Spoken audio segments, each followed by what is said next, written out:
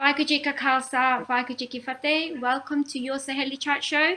Week 14 of the lockdown, but things are getting a lot better and a lot easier. Things are opening and the lockdown's easing. And today we're going to talk about women's health because during this lockdown, we may have neglected our health a little bit. So with me today, I've got Dr. Ashish Paul, I've got Dr. Mandeep Ray, and I've got Gurjit Rana. Welcome, ladies. Sat Sri Akal. Sat Sri Akal ji. How are you? How are you enjoying the weather today? It's a very hot day, isn't it, today? Absolutely. It's incredible. It is Reminds you incredible. of India. Absolutely. And even so, being this hot, the UV levels are very high. So that means protecting our skins, protecting our children's skins. And so it's a good day actually to bring Dr. Ashish on because we're wanting to talk about women's health because we as women, should have a right to be healthy, to be well. And sometimes when we think, as women, when I want to have a baby is when I should have a baby, it doesn't always happen. So we're going to talk about infertility and fertility. And with me, Dr. Ashish will be able to answer your ladies' questions. If you ladies have any questions, feel free to jump in as well. So, Dr. Ashish, let's talk about this. Let's talk about this topic. It's taboo. And again, it's not spoken about often enough within our communities. Yeah.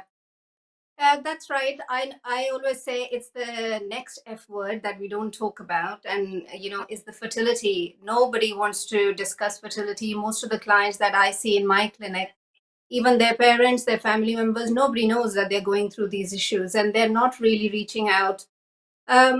Also, because people are judgmental, especially for women, especially in our communities, in our cultures, people are or family members are very, very judgmental towards women. And we know that for fertility, it's actually 50-50 in every way.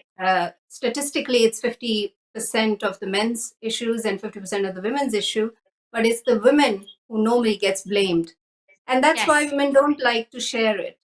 That's why it's a taboo. It's a big taboo. Yes.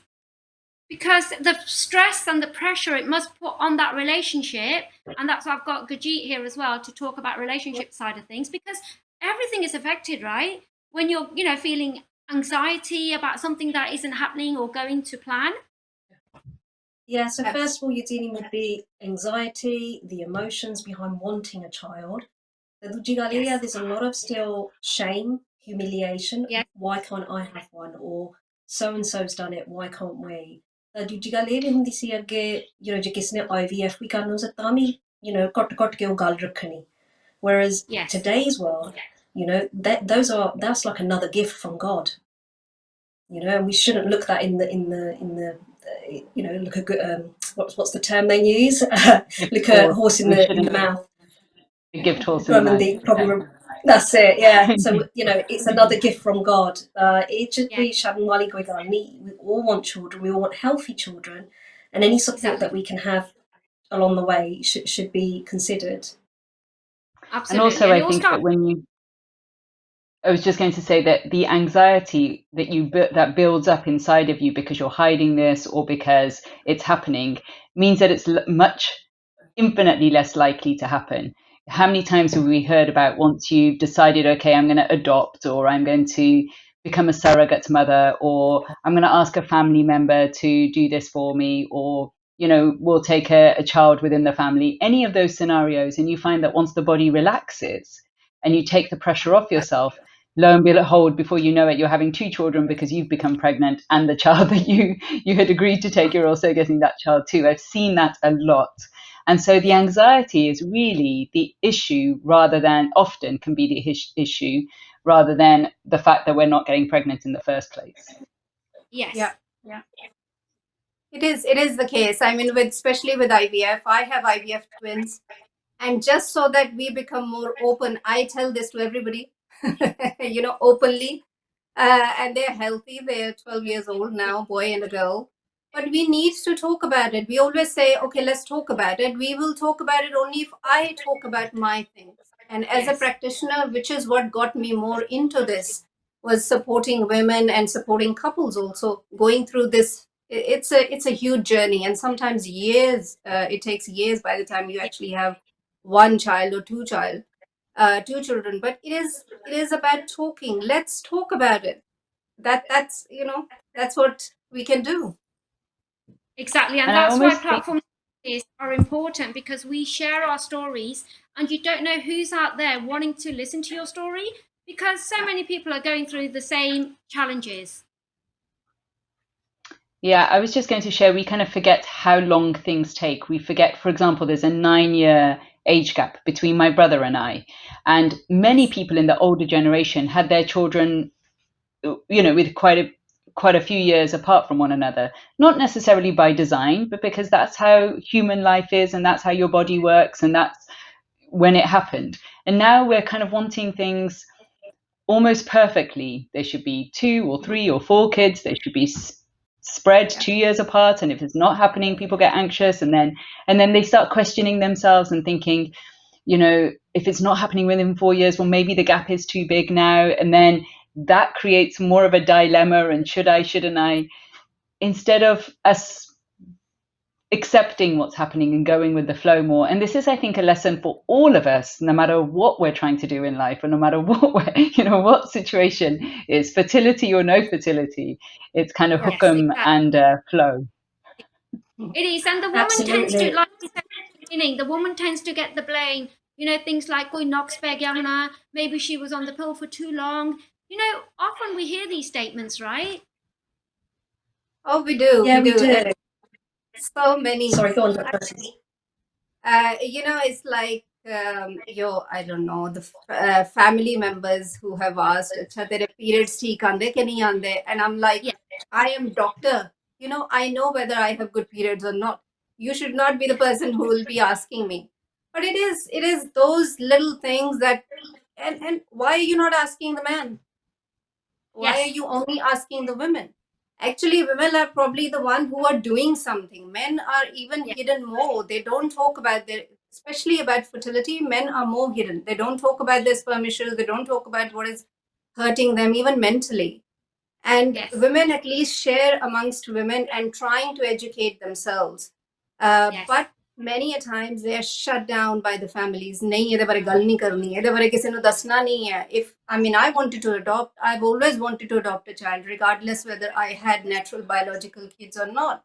And I know the kind of opposition. It was like, okay, ਜੇ adopt ਕਰ ਰਹੇ हैं ਤਾਂ ਸਾਡੇ ਘਰ ਨਹੀਂ ਆਣਾ ਚਾਹੀਦਾ ਉਹ ਬੱਚਾ. And it was like, oh my gosh. If I have to go really spiritually, yes. ਸਾਡੇ ਗੁਰੂਆਂ ਨੇ ਜਾਨ ਦਿੱਤੀ ਹੈ ਦੂਸਰਿਆਂ ਵਾਸਤੇ. And we Anji, are the ones who are shying away from adopting children. Why? I yes. don't understand this taboo about adoption. Or अपनी जे तनु कोई problem है, मेरी eyesight weak है, मैं glasses लगा ली हैं. We don't feel shame about that. No. So the same goes for fertility, right?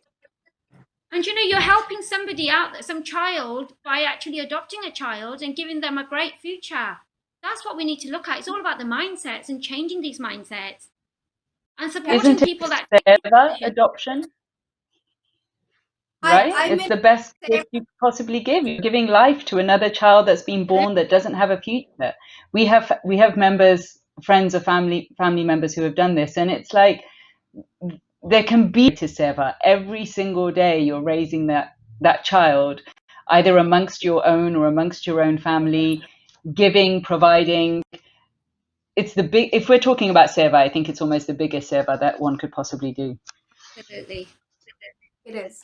Dr. And I think, Ashish, just to help position for those that are watching, there'll be a myth out there, like we're saying, that it's got to be all focused around the women. If there are men watching out there, what advice would you give them about themselves? Because I know when I have clients come to me from a different perspective, I will always kind of point to men's health from a perspective of diet and just maintaining their everyday health. What kind of advice would you give to men that are potentially watching this and considering they want to conceive but may not have taken their health into account? yeah, diet is the big part. So 50% of the issue is the diet. It's the lifestyle as well, the kind of lifestyle they are living. There are a lot of things in your lifestyle. For example, there is smoking, drinking, drugs, or even stressful. If your lifestyle is so packed, that you don't really have time to relax yourself. You're not really having good intimacy between you and your partner. That is one of the biggest factors of fertility issues as far as men are concerned. And many times, because men don't talk about their feelings, their Yeah. emotions, they have sexual problems as well. I've seen this quite a bit, especially in Asian culture, that they have erectile dysfunction or they may have sperm issues. And of course, the kind of clothing that they wear, the kind of sprays, perfumes that you're using on your skin, all of that really affects. We don't realize it, but that's probably one of the major things that will affect for men. Yes. Yeah. So it's the Yeah. How small should their things that we diet don't be? really. Yeah. So Ashish, the superfoods like we know cumin, turmeric, asparagus, almonds are all superfoods. What would you say, and what else can we do? What else can we include in our diets? Any food can become superfood if it is eaten at the right time, if it is eaten Yes. for your constitution, if it is eaten in the right proportion, if it is eaten with the right combination of foods. But yes, when we talk about superfoods, we are talking about antioxidant foods. So, foods Yes. which are rich in antioxidants and can enhance your energy, can enhance your immune system.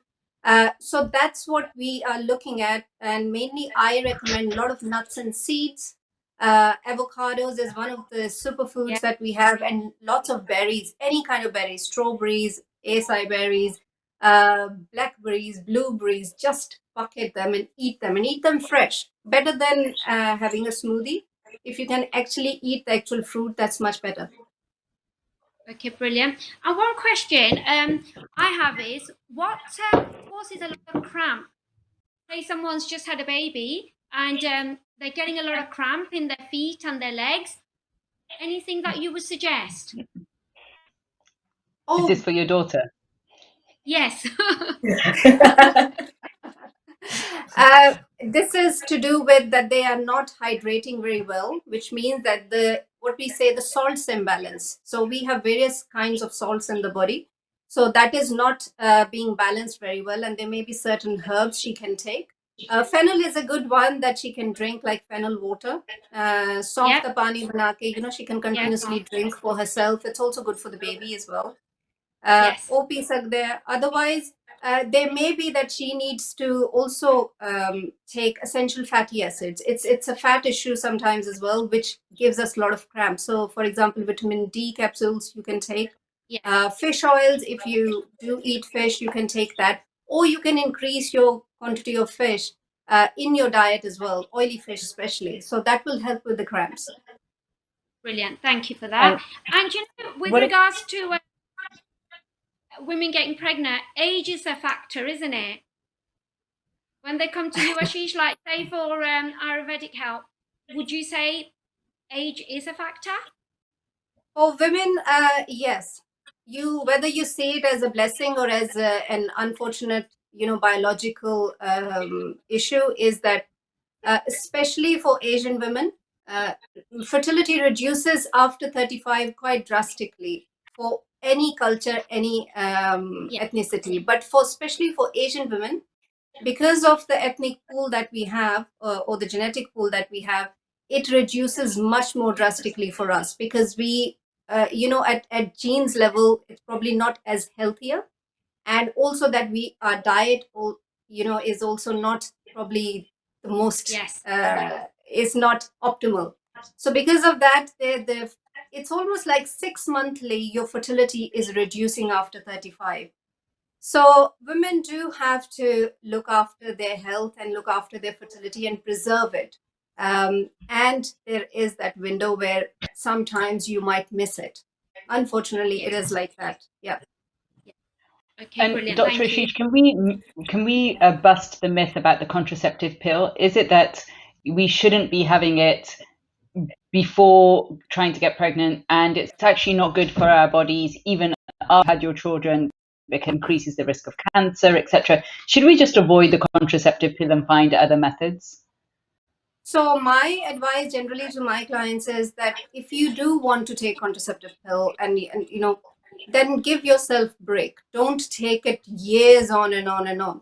That there is no break in between. So I normally say learn about other methods of contraception as well, and use those in between. So say you want to take pill on certain schedules where you're very busy and you cannot be bothered to do other methods, then you can take the pills. So take it for 3 months, then don't take it for 3 months.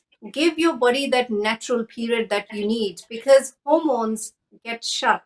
We have hormonal loops that are working from the brain. So all the chemicals or all the hormones that you're taking are actually steroids. So they are shutting down your body's natural loop of hormones.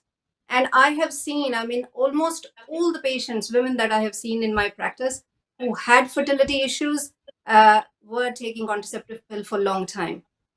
I mean, years by years, I mean 5, 10 years, they were on contraceptive pill without any break.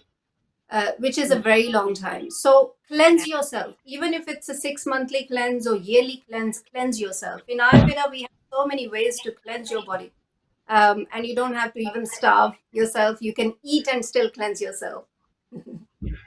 Brilliant. And how long should someone wait, therefore, to allow this cleansing to take place before considering having a child? Because, again, that whole time and perception thing that somebody thinks, I'm off the pill, it can happen next month, and actually can take up to a couple of years before your body really, how do you put it, normalizes with its real emotions and real hormones. That's right. I was actually reading a couple of studies, and what they're saying is in about 40% of women where the contraceptive pill affects your fertility, and that's like millions of women. And even the other ones where they eventually get their fertility back is between 18 months to 24 months. So about year and a half to 2 years after you've stopped taking the pill. And I normally say, if you have stopped the pill, give yourself 6 months, go on Panchkarma program, cleanse yourself, really do everything that you can to make yourself healthier and be natural with your periods. And then start trying. I mean, straight away coming off the pill and thinking next month you're going to be pregnant, it happens in very small number of cases. And I've heard that Just to acupuncture is advocate. very helpful. Sorry. I heard that acupuncture can be kind of very helpful. Acupuncture is shown to be very helpful. There are a number of studies which are showing that acupuncture is helpful, and I have patients who are on acupuncture and they're still doing my program as well. So you can do both of them together, and you can still do IVF if that's the case, that you are on IVF program and you are going through that. But if you want to go for natural fertility and natural pregnancy and you have the age on your side that you're under 35, you should try for natural pregnancy. And acupuncture, yes, it has great results. I work with a couple of acupuncturists in my practice, so I recommend that if they want to take it. I say to avoid the herbs. Don't take herbs from two different paradigms. Like if you're taking Ayurvedic herbs, then don't take Chinese herbs. If you're taking Chinese herbs, then don't take Ayurvedic herbs, because it will be, you're probably going to be doubling up and there's too much to take. And I mean, for fertility or for IVF, women are already taking so much stuff, so many supplements, so many medications. So I like to give as little as possible, but it still is quite a bit that they have to take. But acupuncture does help. You're right. Brilliant. And the other thing we're going to talk about now is, it's not nice being a woman. It's not easy, is it? First we have periods, then we suffer with, conceiving, etc. And then it's the worst tide. It's the menopause, right? The monster. So that's hard because that can go on for years and years and years. Yeah. I mean, if you're asking me, menopause can go on for about 10 years. Yeah. So few years before you are actually in menopause, so 4 to 5 years, you could be that your hormones are dropping slowly, and you are then in actual menopause. And then after menopause, it could be another 4 or 5 years before your hormones really stabilize. So overall, it could be 10 years, which is a huge period of your life, Yeah. So yeah, yeah. I've been through that 10 years, and it still occasionally comes back. It's like a tide, and it takes over, doesn't it? You guys are too young, so you probably haven't had this yet, but you probably heard Well, I was going to say, people go through this, right? Well, what advice do you give to manage it? I mean, it sounds horrendous for 10 whole years. I mean, guys, we That's need not some solutions. No, don't get scared, Mandeep. That's not for everybody. But we do have women No. who can be in that phase for that long. But it is definitely around 3 to 5 years for most women. It is in that period. But even 3 to 5 years is a long period, for working Yeah, women who are busy and who are carrying on with their lives. And all yeah, of a sudden, you have hot flush, and you're like in the middle of a meeting. yeah. So A hot what flush. do you do? And we're all That's suffering it. today as it is. Right? It's like for me, Yeah. what helped me was certain foods were really helpful. I have a lot of watermelon because it's really cooling, and coconut water, and then Yes. started to do yoga and try to keep my weight as less as possible, because that is Yeah. another. As soon as I put on a bit of weight, my hot flushes come back. So Yeah. I'm no doctor, but that's just what happened with my experiences. Absolutely. The thing is, we need to prepare and we need to educate ourselves to go into each cycle of our body. When you're going into puberty, you need a different kind of education than if you're going through Yeah. fertility issues. You need a different kind of education. Same for menopause. And menopause, it's a continuum. If Yeah. you have had a balanced life overall and you are a balanced person, your menopause is going to be a balanced affair. But if you Yeah. have had a life or even few years prior to your menopause, you're all over the place, you're very busy, or you have some kind of traumatic things going around in your life, then it's going to be affected in your menopause. Our hormones, we are not different from our hormones, right? So we are full of our hormones. Hormones is how we are as a person. So if you can calm yourself down, your hormones will calm down as well. So it's no good to think about, okay, I can take a pill and otherwise Yeah. I can be a lunatic and running around and doing everything else. It won't work. Especially for natural medicine, it doesn't work. I mean, you can go on HRT, but then we know what happens with HRT. It has its own side effects. So, yeah, it's about educating ourselves and also realizing certain things, whether the change has started to happen or not, which most of the women don't know. Yes. I think you put on a really good point there around, firstly, there's awareness. Secondly, there's talking about it. And thirdly, then there is preparation, because I'm still of the view that even if you're not married, you're over a certain age and you haven't had children, it's not too late. We have seen so many celebrities in their 50s getting pregnant, and older, by the way. We see some of the celebrities now that are in their 60s and 70s and look 10 years younger. So they come Yeah, through the imbalance of their hormones or dealing with menopause. And the one thing that I know that connects all of them, those that really go on to have put more vitality as they get older, is the mindset that they're using. Okay, either you're giving into the emotions, you're giving into those feelings and having those arguments with people around you, or you're on the other side of the journey where you're like, actually, like you said, I'm becoming aware, embracing what's happening to you, sharing it, and allowing people to contribute to help you. This is a Yeah. great subject, whether we're talking fidelity or menopause. These are the kind of subjects where we put under the carpet, we feel embarrassed, we feel shame not to talk about them. And actually, now we need to bring them out and share them so that people can support you and understand what's going on for you. Because otherwise, it just becomes as part of she's just on her monthly, she's just having a moment. And that's really not the case. So I do yeah. sympathize for many, many women that really suffer for these times. I think, Thank Gurjit, I mean, as you know, and you probably see people with the issues that they need support. What we don't realize is we don't realize the importance of support. And that support is not from Chachi Tai Mami. No, not from those, from No. professionals, people who are Yes. professional and can actually help you to move forward and can give you that mindset. Mindset is a huge area. I mean, I was listening to Bruce Lipton today, and he's talking about you change your mindset, you change your belief, you change everything around you.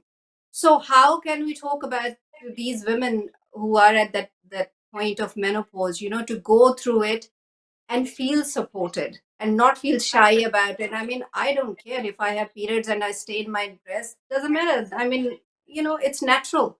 So, that's the kind of comfort that we need, but we need support to be able to talk about it. Yeah, Brilliant. absolutely. And that, Thank you so much. We've run out of time, as always, but we will continue with this topic again very soon. So hopefully see you soon, ladies, and I hope you kind of got some good advice here, everybody that needed to listen to this. So thank you so much. Hope to see you soon. Vaheguru Ji Ka Khalsa, Vaheguru Ji Ki Fateh.